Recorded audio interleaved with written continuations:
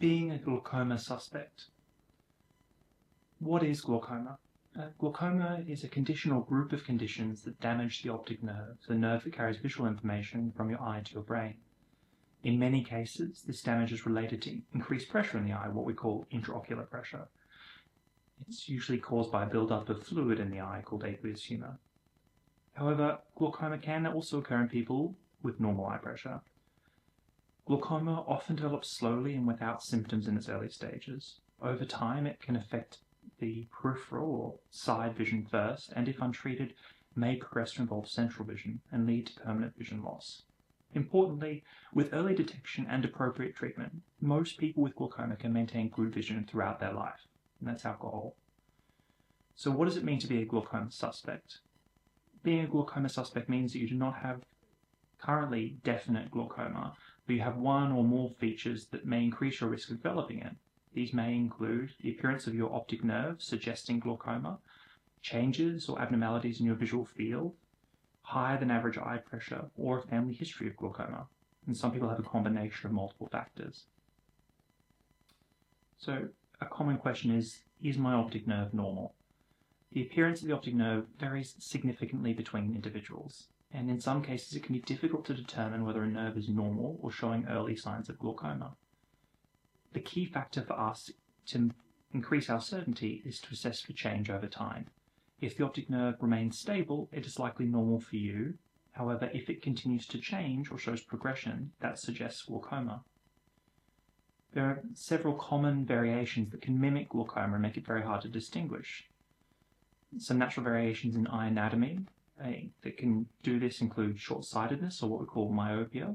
People with higher levels of short-sightedness have longer eyes, and their optic nerves can appear unusual or more cupped, as we would say, without being truly diseased. Some people have tilted optic discs, where the optic disc inserts at an angle and it makes the nerve appear tilted. And this can give the impression that part of the nerve is thinner, but is maybe a normal finding. And asymmetry between eyes. It is common for one nerve to look slightly different in size or shape from the other. However, significant change is less common. A visual field test is an important part of the assessment. This assesses your peripheral vision. These tests can take time to get used to, and results often improve with practice. Several factors can improve the results, including your glasses prescription, whether you have drooping of your upper eyelid, natural anatomical variations such as tilted discs, or other neurological conditions. Because of this, visual field tests are interpreted alongside your other test findings and in the context of your overall story, why individualized care is so important. So what are the steps for a glaucoma suspect? Well, the most important thing is for careful monitoring over time. That typically involves examination of the optic nerve, repeated scans to detect subtle changes, measuring the eye pressure, and repeated visual field testing. And if significant change is detected, we would need to discuss whether or not treatment is needed. If your eyes remain stable over a period of time, say a few years, it may be appropriate for ongoing monitoring to be shared with your optometrist. Regular eye examinations would still remain important every year or two. However, they may be well placed to do this more conveniently for you.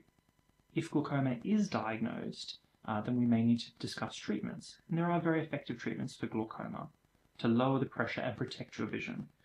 The common options include eye drops, laser, or surgery, or a combination of these. If you're looking for further information, we'd always direct you towards Glaucoma Australia or the International Glaucoma Association. If you are experiencing any concerning symptoms or you're worried, I'd recommend you see a local eye care professional, myself, or someone local to yourself to get an assessment.